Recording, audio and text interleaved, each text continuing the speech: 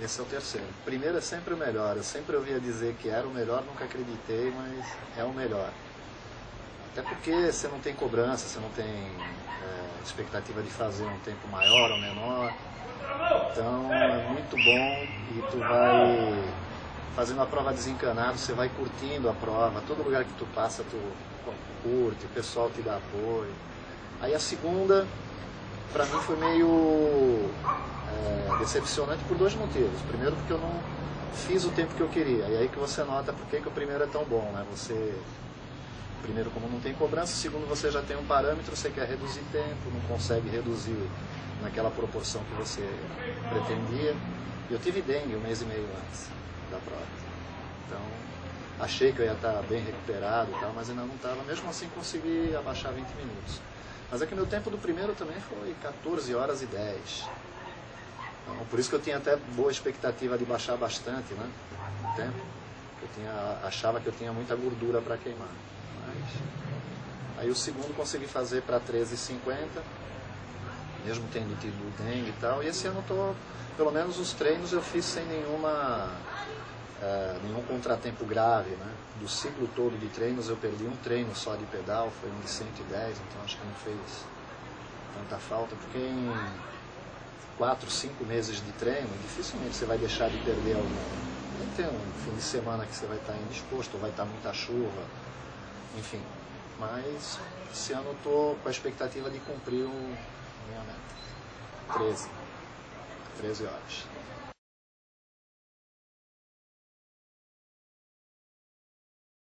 Olha, assim, né? A parte de água, eu acho que a maior parte dos Ironmans tem problema, é a parte que eu menos tenho problema. Não significa que eu seja bom na água, mas é o meu menos ruim. Então, eu consigo fazer a água de uma forma tranquila, até porque, como eu venho do surf, eu não tenho tanta cabreiragem com o mar, tal, quanto o pessoal tem. A bicicleta, se eu conseguir fazer a média de 30 por hora, eu vou estar hiper satisfeito e vou atingir minha média de 13 horas.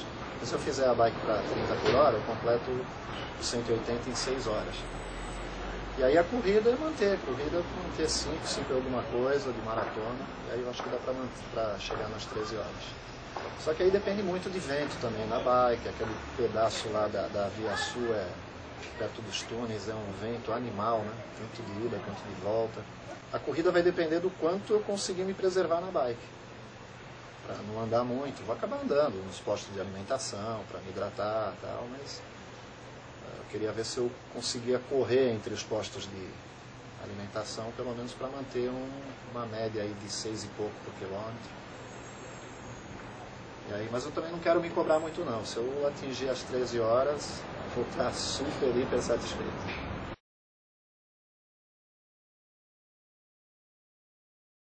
Especificamente foi depois do Internacional. Na verdade, o treino para o Internacional, que esse ano foi dia 20 de fevereiro, ele é o começo da periodização para o Ironman. Então, vamos colocar aí que a gente começou a treinar em janeiro, virada do ano, né? Virada do ano que começam os treinos, até porque todo mundo dá uma parada nas festas de fim de ano. A gente retoma mesmo na primeira semana de janeiro. Mas é aquele birubiru e tal, vai começando a aquecer mesmo à medida que vai chegando o Internacional de Santos.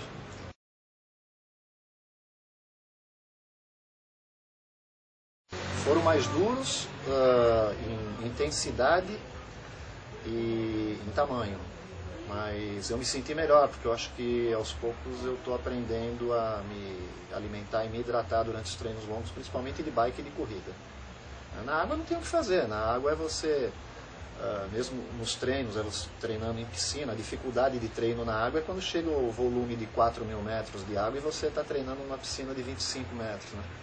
Imagina, fazer 4.000 direto numa piscina de 25 são 80 voltas. Vai ficar lá 1 hora e pouco virando, e tem o pessoal que está treinando para outras provas juntos, é difícil, para a gente que trabalha, né, cumpre horário, não dá para fazer os 4.000 no mar, até porque a gente reserva o final de semana para fazer os longos de corrida ou de bike, não dá para acumular, você tem que espaçar, né, quando chega no volume grande. Já nos treinos de pedal e de corrida, esse ano aumentou até, eu lembro que no primeiro Ironman o máximo que eu pedalei foi 160, esse ano nós fizemos treinos de 180. eu acabei os treinos me sentindo melhor, porque eu acho que eu acabei entendendo como o corpo precisa se alimentar durante o período todo de treino. Não é porque você vai só pedalar e depois não vai correr, porque é treino, que você não tem que se alimentar como se fosse correr depois. Por isso também que eu estou esperançoso de conseguir manter essa alimentação e hidratação na prova para sair razoavelmente bem para a corrida.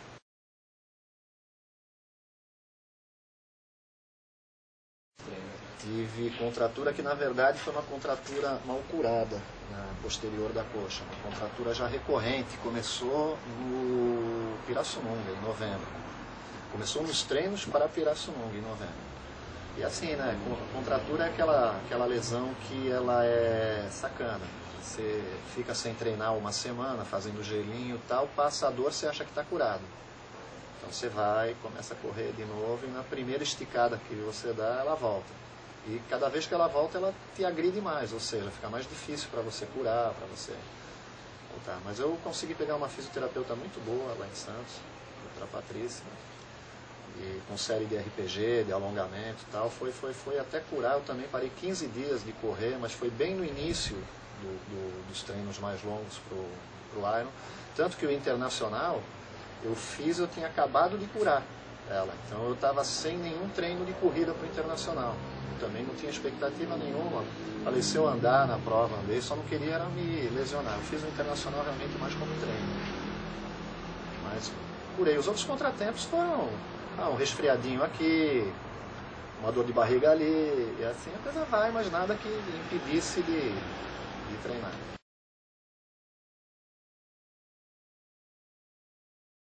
Medo é bike. Medo é bike porque, como eu não vim do ciclismo, meu pedal sempre comparado com os outros triatletas é bem fraco. Então a bike, cara, com chuva eu tenho muito medo, eu tiro mesmo o pé, até seguro em descida, né? Eu lembro que no primeiro, em 2009, chegou a cair uma chuvinha e tal, e eu nem conhecia direito os percursos. Nossa, eu descia segurando no freio a 38 e tal, e os caras me passavam 50, 60 por hora. E o vento também, que desgasta muito. Na corrida, cara, eu acho que a corrida é a parte mais dura por ser a parte final, onde a gente já está muito desgastado, né? Então, na corrida é tentar fazer o melhor possível, se alimentando, parando, se hidratando e tal. E a água, embora seja o meu menos ruim, que nem eu falei, mas é um lugar que eu respeito muito. O mar, cara, eu respeito, não tem que dar moleza, tem que entender a correnteza, entender, e respeitar e pedir proteção, isso sempre.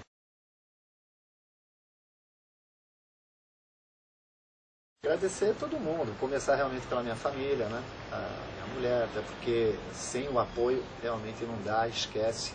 Se o pessoal que está junto contigo não estiver te empurrando, minha mulher é a minha maior incentivadora, né? Então, o resto da família que me apoia, meu treinador, o Ivan Iag, esse cara então, haja um saco de ouro, que o que ele aguenta, né, de questionamentos e tal, por que ele dá esse treino, porque eu sou curioso pra cacete, quero entender sempre o porquê das coisas. Fisioterapeuta, a doutora Patrícia, que me colocou as coisas no lugar, parei de ter crise de lombar. Então, é isso aí, até o pessoal do trabalho que entende quando eu chego tarde e cansado.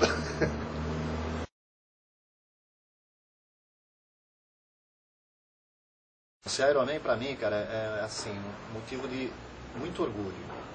Eu desde moleque, quando eu comecei a surfar, inconscientemente, né, na época que comecei a pegar onda em 70 e pouco, era um grupo muito pequeno de surfistas em Santos. Eu faço parte da geração do Cisco, do Picuruta, do falecido Lequinho, irmão do Picuruta e tal. Então, era um pessoal, sabe, um grupo muito pequeno, que parte da sociedade olhava pra gente com admiração e outra parte olhava com, sabe, interrogação, pô, o que esses caras fazem e tal. Eu sempre me orgulhei de pertencer a esse tipo de grupo, e hoje eu me sinto assim no grupo dos Ironmans. Entende a similaridade? Ou seja, é uma coisa que muita gente fala, pô, os caras são loucos, o que leva os caras a fazerem isso, né? Mas, pô, é um desafio que são poucos os que, comparado com o resto, né, da população, são poucos os que se propõem a fazer, treinar, dedicar tempo e completar. Só quando a gente chega naqueles últimos 2 quilômetros antes do pórtico, é que você percebe o tamanho da coisa. Então, é isso aí.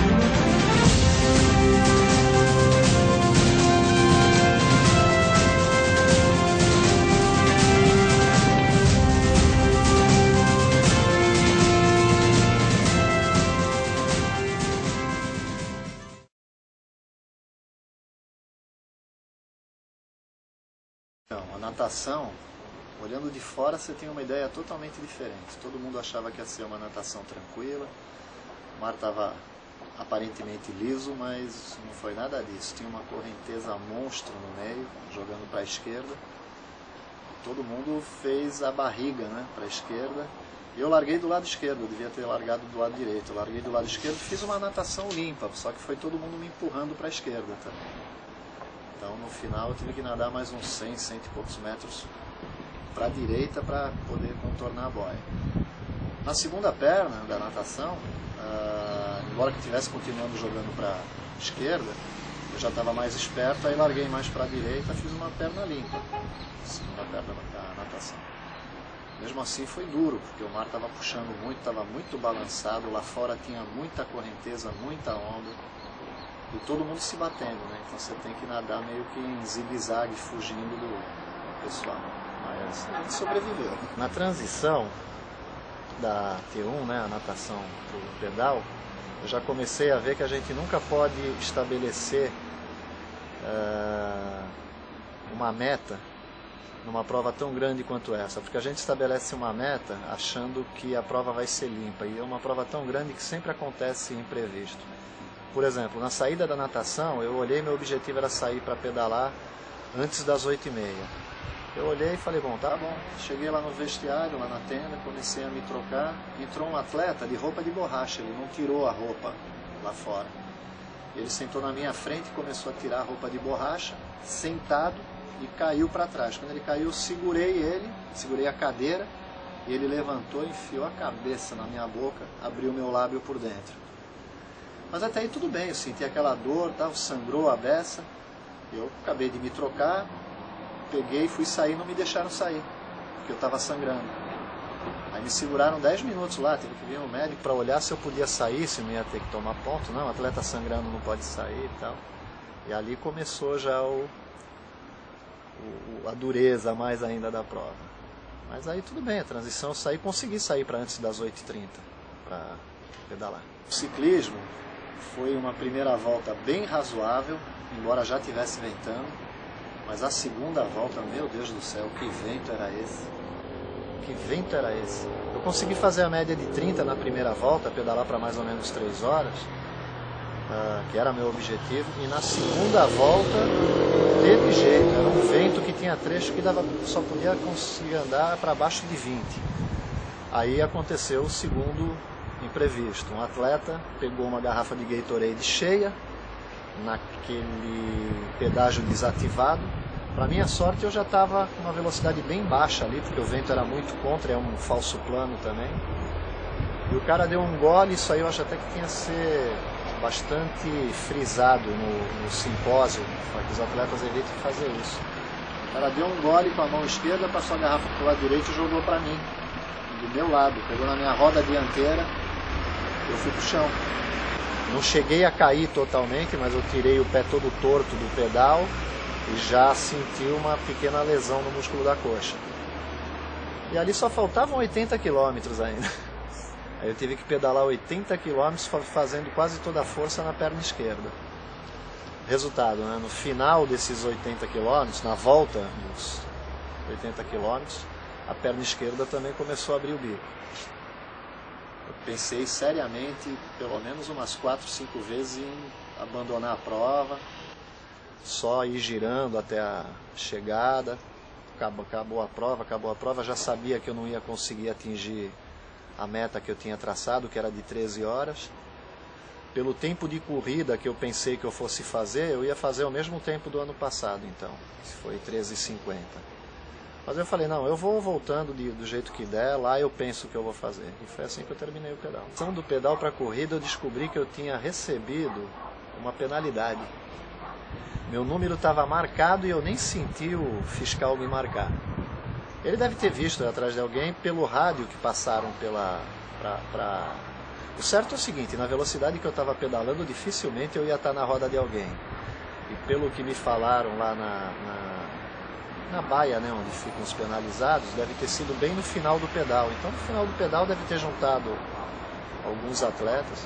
Não tenho o que reclamar, mas eu não lembro de estar Também ali nos 5 minutos de pênalti eu fiquei me alongando, fiquei desestressando. Na minha cabeça a prova já tinha... O meu objetivo já tinha ido para o brejo mesmo, então fazia muita questão de 5 minutos a mais ou a menos. A corrida foi o que me mostrou que realmente eu não devia ter abandonado a prova. O ano passado eu fiz a maratona para 5h20, nunca corri, mas nem um treino para abaixo de 5 horas. E eu saí com raiva para correr. Falei, bom, eu acho que eu vou quebrar mesmo, acho que meus músculos da coxa não vão aguentar.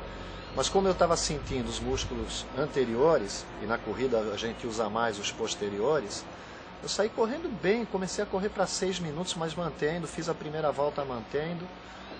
Aí acabei embalando, acabei pegando o gosto e acabei fechando a maratona para 4h40 e pouco, nunca tinha feito isso. Resultado, fechei minha prova, não vi ainda o tempo oficial, mas algo em torno de 13h10, 13h12.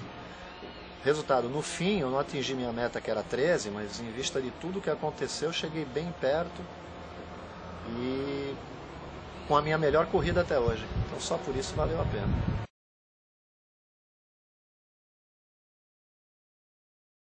Você vê aquela reta de chegada, você não sabe se você acelera para chegar mais rápido ou se você diminui para curtir mais um pouco.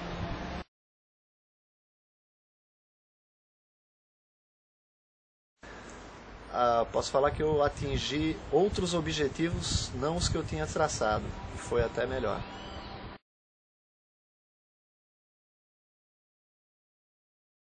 Venci, principalmente essa prova foi uma prova de superação, nem tanto de vencer medo, mas vencer a cabeça mesmo, vencer a vontade de parar, a vontade de jogar tudo pra cima, de falar, pô, eu não vou continuar correndo, já não vou atingir meu objetivo. Essa foi uma prova grande de superação e o presente veio mais na frente, veio na corrida.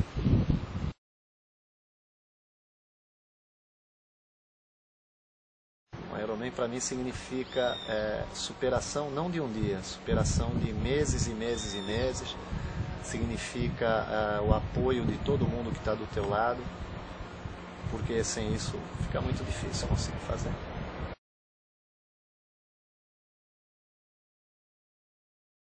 Eu tinha certeza de que eu não ia fazer, mas é muito provável que eu me inscreva e decida durante o ano. Como ano que vem eu mudo de faixa etária, já vou para 55 mais, então é um incentivo a mais. E aí eu tenho o ano para pensar, no máximo eu peço reembolso pelo menos da metade, que a gente gasta com treino, não é nem metade do que a gente vai gastar. Então,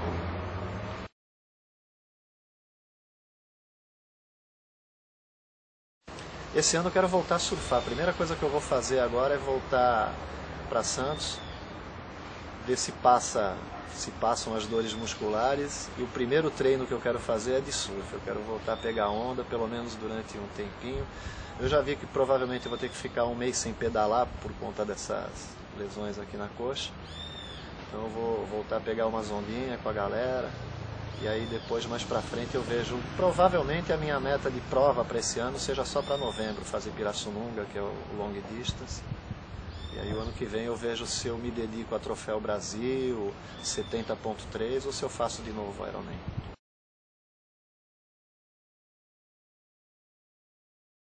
Queria mais enfatizar o apoio e o incentivo. Vem cá. Que essa tá arriscado. Dá um beijo. Essa tá arriscado. Voltar a ser a minha maior incentivadora para eu fazer o Iron ano que vem.